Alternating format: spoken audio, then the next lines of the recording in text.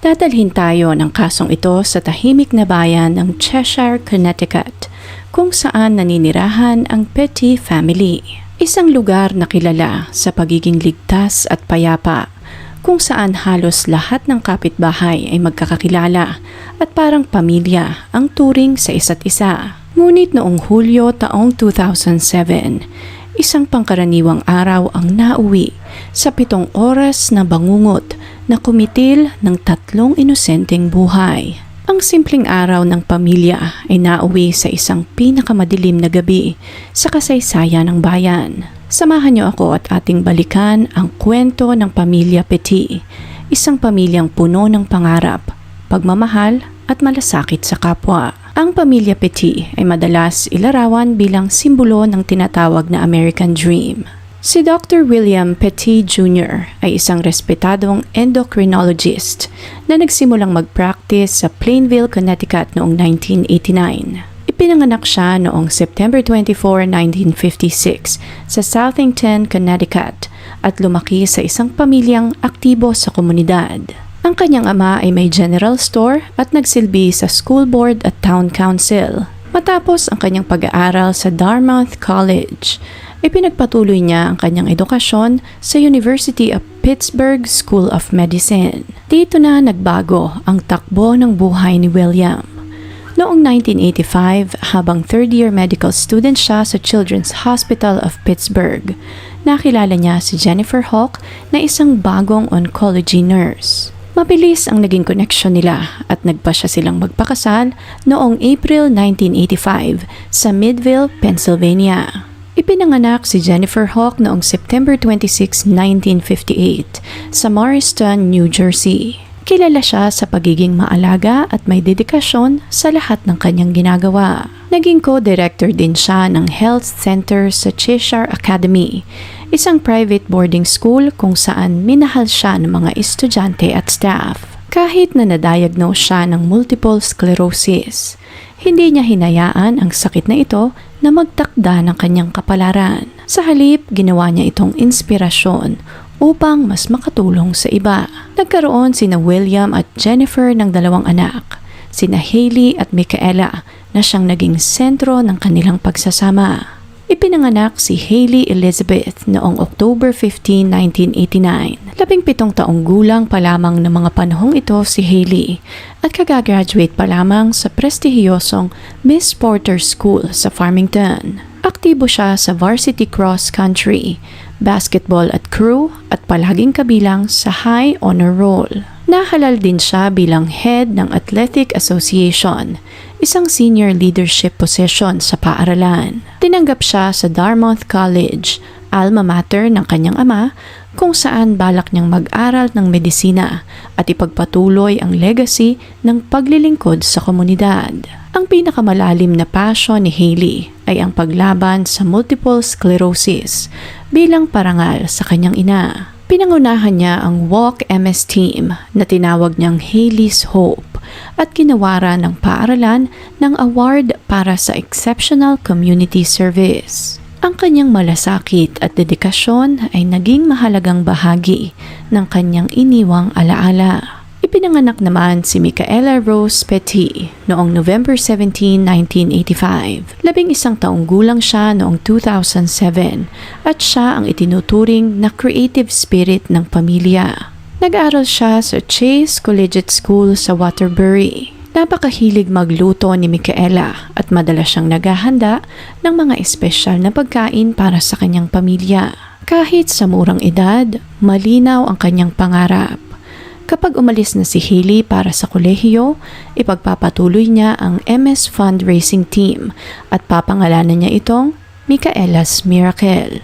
Katulad ng nabanggit kanina, malalim ang pagseserbisyo ng Petty family sa kanilang komunidad. Ang kanilang tahanan sa Sorghum Mill Road sa Cheshire ay simbolo ng init, tagumpay at pag-asa. Para sa nakararami, ang pamilya Petty ang simbolo ng perpektong pamilya. Ngunit ang hindi nila alam ay may 2 lalaking nagmamasid sa kanila. Tahimik na nagmamanman, handang wasakin ang lahat ng kanilang ipinundar. Ang mga lalaking ito ay sina Stephen Hayes at Joshua Komisarjevsky. Si Joshua Komisarjevsky ay 26 na taong gulang na mga panahong ito.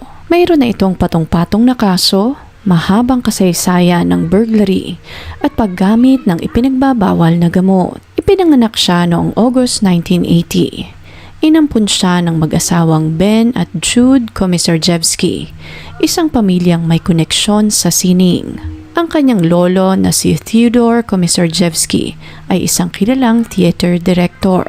Ngunit sa kabila nito, labas-masok siya sa kulungan dahil sa paulit-ulit na kaso at paggamit ng bawal na gamot. Taong 2007, tuluyan na siyang nakalaya at nabigyan ng parol. Si Stephen Hayes naman ay 44 na taong gulang na mga panahong ito. Mayroon siyang mas mahabang record ng krimen na nagsimula pa noong 1981. Ipinanganak siya noong May 30, 1963 at ginugol ang malaking bahagi ng kanyang buhay sa kulungan at parole system. Nagkakilala ang dalawa sa isang halfway house drug treatment program. Pareho silang dapat ay nasa ilalim ng mahigpit na parole supervision, isang sistemang idinisenyo upang protektahan ang publiko. Ngunit noon ngang July 2007, sila ay nakalaya dahil na din sa parole system. Sa kabila ng paglabas-masok ng dalawang ito sa kulungan, tila hindi pa rin sila nagtatanda.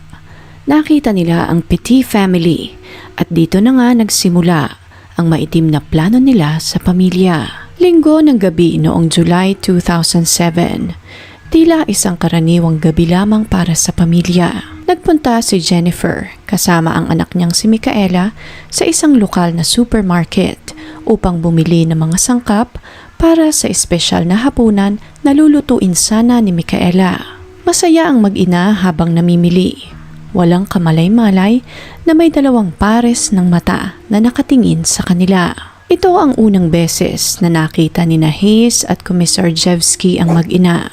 Mula sa supermarket, sinundan nila sina Jennifer at Micaela at dito ay nakita nila na mukhang may kaya ang Petit family.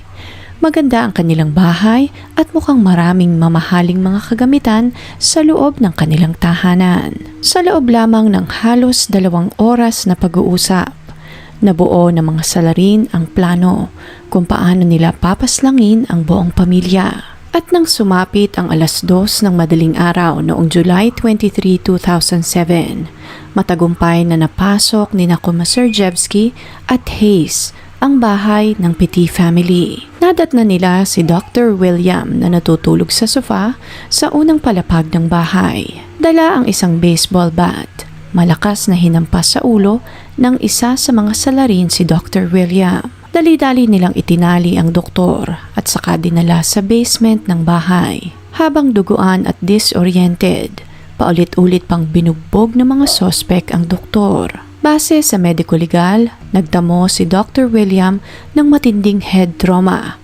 Basag ang kanyang muka at bugbog na bugbog ang buong katawan. Habang nasa basement si Dr. William, nasa ikalawang palapag naman ng bahay ang kanyang mag-iina. Mabilis na natunto ng mga salarin sina Jennifer, Hailey at Micaela. Dinala sila ng mga salarin sa isang kwarto at katulad ng ginawa kay Dr. Williams, itinali din sila ng mga sospek. Pinalaan sila ng mga salarin na walang mangyayaring masama sa kanila kung susunod sila sa lahat ng kanilang sasabihin. Ayon sa mga sospek, pagnanakaw lamang ang kanilang pakay. Ngunit ang totoo ay mas madilim pa doon ang kanilang plano. Sa loob ng humigit kumulang 6 hanggang 7 oras, takot ang bumalot sa buong pamilya. Niransak ng mga salarin ang buong bahay. Sinamsam lahat ng mahalagang bagay na pag-aari ng pamilya. Kasama na rito ang mga credit cards at bank information. Pinaghiwa-hiwalay din nila ang mag-anak sa iba't ibang parte ng bahay. Nang sa ganon ay hindi sila makapag-usap. Lumipas ang ilang oras, umalis si Stephen Hayes at nagpunta sa malapit na gasolinahan upang magpagasolina. Nang matapos iyon, bumalik siya sa bahay ng Petit family upang maghintay ng pagsikat ng araw. Bandang 9:00 ng umaga, sinamahan ni Hayes si Jennifer papunta sa Bank of America, Maplecroft Plaza upang mag-withdraw ng pera. Muli, binalaan niya ang ginang na mamamatay ang kanyang buong pamilya kapag gumawa siya ng kahit na anong labag sa kanilang ipinag-uutos. Labag man sa kalooban ni Jennifer, walang nagawa ang ginang kundi tumulak papasok ng bangko upang withdrawin lahat ng kanilang pera. Ngunit nang nasa loob na siya ng bangko, nagawa niyang ipaalam sa mga staff doon ang kanyang sitwasyon. Habang nasa teller window si Jennifer, nakatawag na ng 911 ang bank manager. Naibigay din ng bank manager lahat ng sensitibong detalye sa dispatcher. At dito na nga nagsimulang kumilos ang otoridad. Lahat ng ito ay lingid sa kaalaman ni Hayes na naghihintay lamang sa kanyang sasakyan. Akala ni Jennifer ay magiging maayos na ang lahat, ngunit habang nasa bangko sila ni Hayes, pinagsasamantalahan na pala ni Komisarjevsky ang kanyang bunsong anak na si Micaela. Hindi pa doon natapos ang kawalang hiyaan ni Komisarjevsky at kinuhanan din ito ng mga malalaswang larawan ang dalagita. Nang matapos sila sa bangko, tahimik na bumalik si Jennifer sa sasakyan. Bumalik sila sa kanilang bahay, ngunit parang napakabagal ng takbo ng oras. Mabigat ang dibdib ni Jennifer nang lumabas siya ng sasakyan dahil wala pa doon ang mga pulis. Walang inaksayang panahon ang mga salarin. Kinuha nila ang pera mula kay Jennifer. Pinagsamantalahan din siya ng mga sospek at saka sinakal hanggang malagutan siya ng hininga. Pagkatapos noon, binuhusan nila ng gasolina ang buong bahay. Nag-focus sila sa may kama kung saan nakatali si Hailey at Micaela. Dahil sa matinding usok, nasawi ang magkapatid dahil sa suffocation. Si Dr. William naman ay nakatali pa rin sa basement, ngunit nagawa niyang tanggalin ang tali sa kanyang katawan. Gumapang siya papunta ng bintana. Nagawa niyang makapunta sa bakuran ng kapitbahay upang humingi ng saklolo.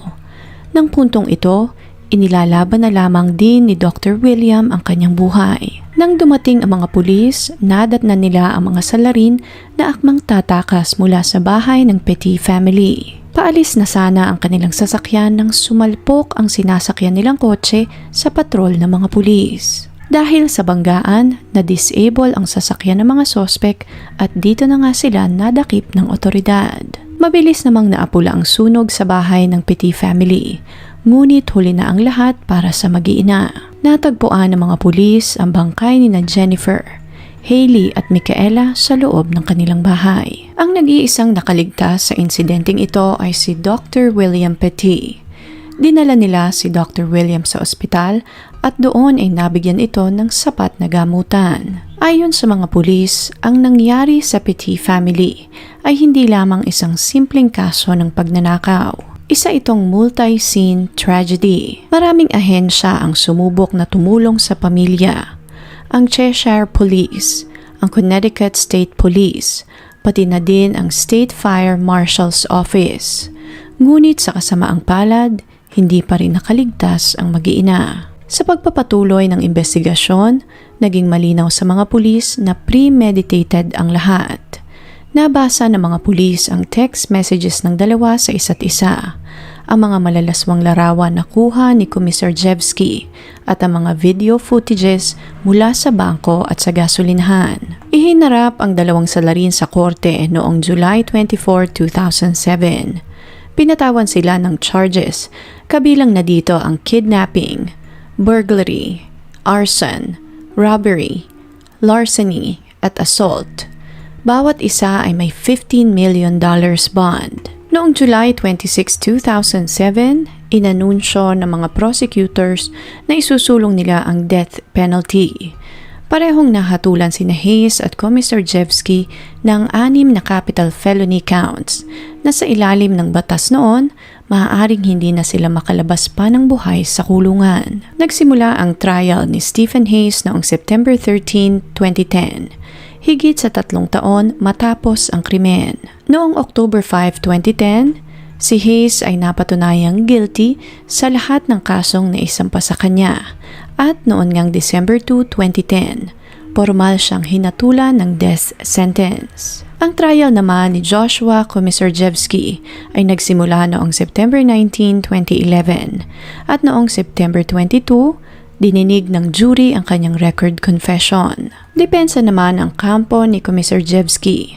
Samot-saring pang-aabuso din ang dinanas nito mula pagkabata at malaki ang naging epekto noon sa naging pagkatao ng salarin. Ngunit hindi ito pinakinggan ng korte.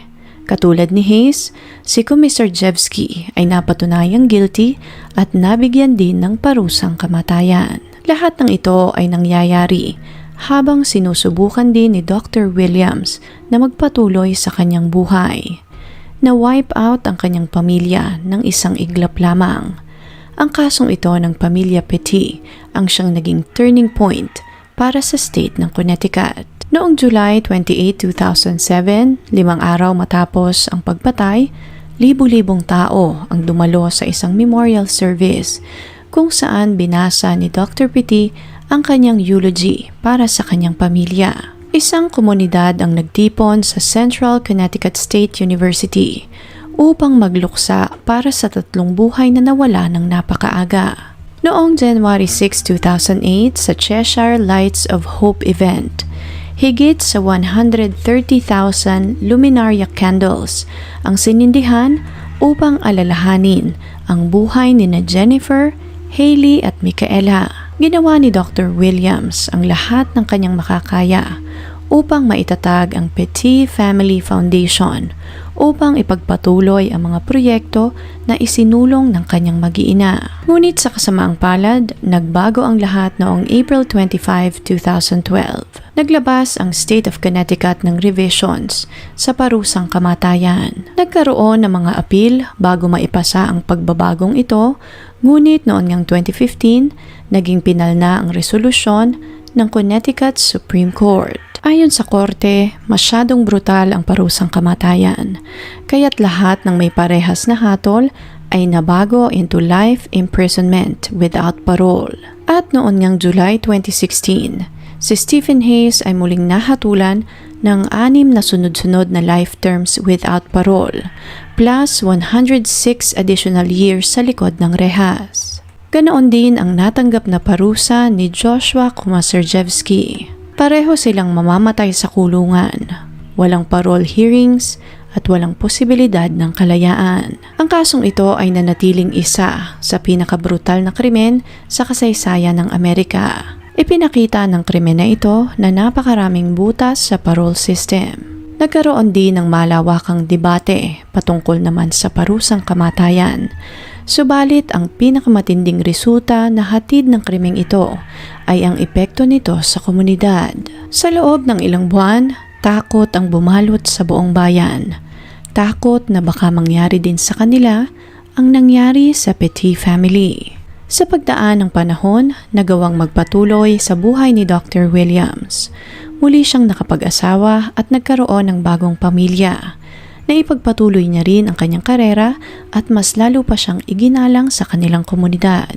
Hanggang sa kasalukuyan, ang Petit Family Foundation ay patuloy na sumusuporta sa mga adhikain ni Jennifer, Hailey at Micaela, lalong-lalo na sa edukasyon at multiple sclerosis research. Si Dr. William mismo ang siyang naging isang malinaw na boses para sa victims' rights at criminal justice reform. Sumali din siya sa legislative committees, nagsalita sa mga conference at nakipagtulungan sa mga abogado para palakasin ang parole supervision at pagpapabuti ng sistema upang mas protektahan ang publiko. Isang bagay na hindi nagawa ng sistema para sa kanyang pamilya. At nagpatuloy ang layuning ito ni Dr. Williams nang sa ganon ay wala nang matulad pa sa kanila. Sa huli, patuloy na ipinagdiwang ng mga naiwan ng mag-iina ang kanilang maigsi ngunit masayang buhay. Si Jennifer ay higit pa sa isang nurse at ina.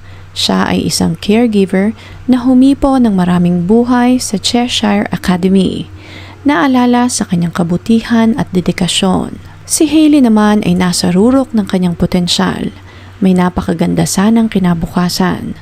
Sa kanyang pagpanaw, nawalan ang mundo ng hindi lamang isang mahusay na estudyante, kundi isang potensyal na leader sa medisina at public service. At si Micaela naman, sa murang edad na 11, ay nakapagpakita ng creativity at pag-asa na sana'y magbubunga pa ng mas maraming magagandang bagay sa darating pang panahon ng kanyang buhay. Nawalan ang mundo ng isang mapagmahal at matalinong anghel nang siya ay pumanaw.